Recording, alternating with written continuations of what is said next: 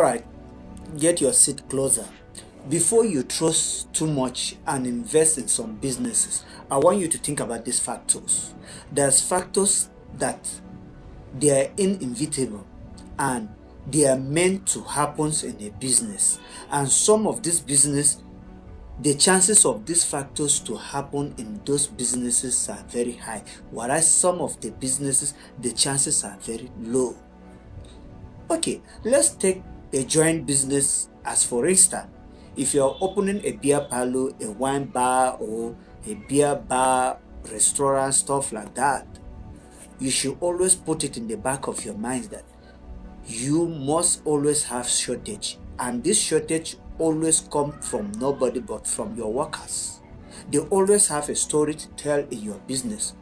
What about this way? Let's think about it this way. You establish this business and you are a working class, which you have a work doing somewhere already, but you decide that let me have a private business that at least this should be a kind of additional source of income to me.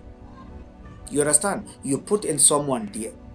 You have your price standard that you have set in this price, that this is the price standard of my business. But unknowing to you, your worker, your manager reset the price standard to his own wishes by quoting your own price standard. What do you think it will be of that your business? I come to your joint today to drink. I discovered that other joints around are selling different price. It's only your joint that is selling different price, and your price is even higher, not lower. What do you think will happen to the customer? They will move to the other joint and start drinking. That is very common with people that drink beer. People that take beers, that is very common. Sales girls, sales boy, manager that are managing your business in your absence, if you don't normally comes around to like updating your price, to like make sure that your price that you set stands, they will rent your business. After when they rent your business, they will all disappear and tell you that you are not making money, the business is not making money. They will look for somewhere else and go to run again. It's in their nature. In fact, some manager can go as far as when beer finish in this fridge, they will go and buy their personal drinks and reload the fridge and start selling the personal drinks that they bought. But your drinks that you supply will still be there in stock. When you come, they will be telling you that there's no customer. It's your business that they are running down. So if you don't have time to be monitoring this kind of business, don't even think of establishing such business. Because this reminds me, I was somewhere on Sunday to drink.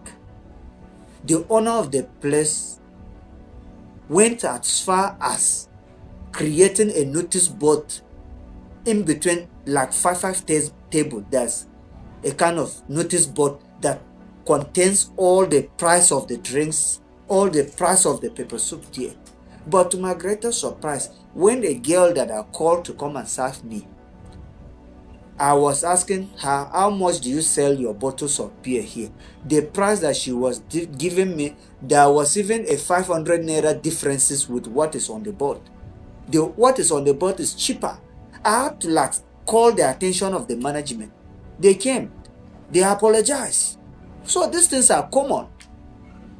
We do drink beer every day. We can't live without beer. These are things that we must take them to cognizance. They are not just common things that we must ignore. Ignoring things, it has become a norms in this country, that because we are ignoring things, people see them as a norm. People will tell you that everybody is doing it, whereas it's not. So, peace and love. Take charge of your business before someone will take charge of your business for you. Yeah, peace.